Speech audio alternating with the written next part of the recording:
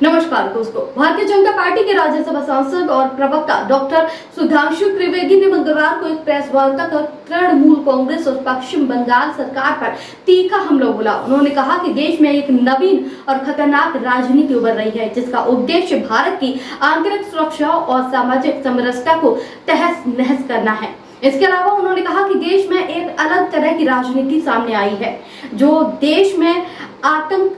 जो भारत की आंतरिक सुरक्षा और सामाजिक ताने बाने को नुकसान पहुंचाने के लिए किसी भी हद तक जाने को तैयार नजर आती है। त्रिवेदी ने अपनी प्रेस वार्ता के दौरान कोर्ट द्वारा नियुक्त विशेष जांच दल एसआईटी की रिपोर्ट का हवाला देते हुए ये बताया कि इस रिपोर्ट में तृणमूल कांग्रेस शासित पश्चिम बंगाल में हुई हिंसक घटनाएं, दमन और खासकर हिंदू समुदाय को निशाना बनाए जाने की गंभीर सच्चाई को उजागर किया है।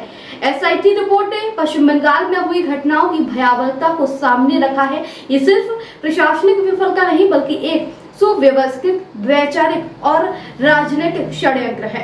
विशिष्ट प्रकार की राजनीति चल रही है, जो देश की आंतरिक सुरक्षा और ताने बाने को ध्वस्त करने के लिए किसी भी कीमत तक जाकर कमर कसे हुए दिखाई पड़ती है।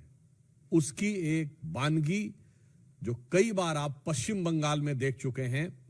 आज न्यायालय द्वारा गठित एसआईटी की रिपोर्ट आने के बाद पश्चिम बंगाल की तृणमूल कांग्रेस सरकार की हिंदू विरोधी निर्ममता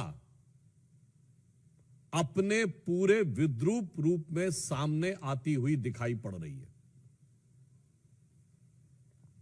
इस एसआईटी का गठन न्यायालय के आदेश पर हुआ था, जिसमें 3 लोग सदस्य थे। एक registrar law national human right commission के थे और 2 सदस्य पश्चिम बंगाल की न्यायिक सेवा के थे, अर्थात एक मानवाधिकार आयोग से सदस्य थे और 2 पश्चिम बंगाल की न्यायिक सेवा वेस्ट बंगाल लीगल सर्विसेज थे। और उन्होंने 11 अप्रैल 2025 फ्राइडे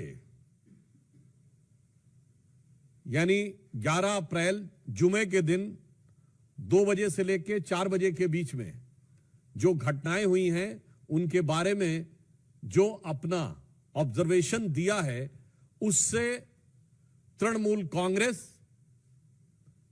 इंडी गठबंधन और ये सेक्युलरिज्म के सो कॉल्ड सेल्फ चैंपियंस का नकाब पूरी तरीके से उतर गया है। पहली बात,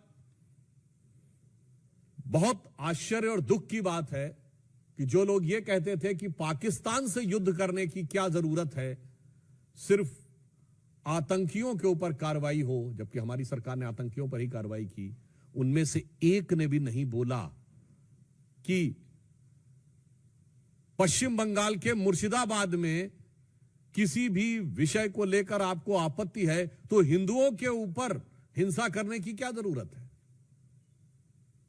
हरगोविंद दास और चंदन दास, पिता पुत्र की मृत्यु पर किसी ने एक शब्द भी नहीं बोला।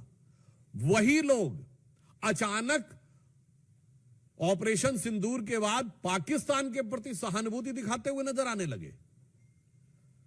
इसमें जो फाइंडिंग्स आई हैं, पहला पॉइंट जो तृणमूल कांग्रेस ने यह प्रचार करने का, भ्रम पैदा करने का प्रयास किया था कि इसमें बाहर के लोग शामिल थे।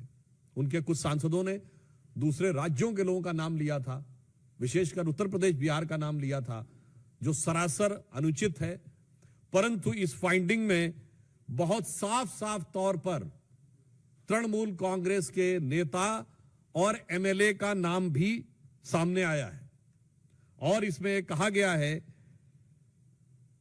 कि उनके 11 अप्रैल को, मैं इसको एज इट इज रीड करना चाहता हूं। All the attacks were carried out on the Friday 11th of April from 2 PM onwards under the instructions of local councillor Mehboob Alam, and police and administration done nothing।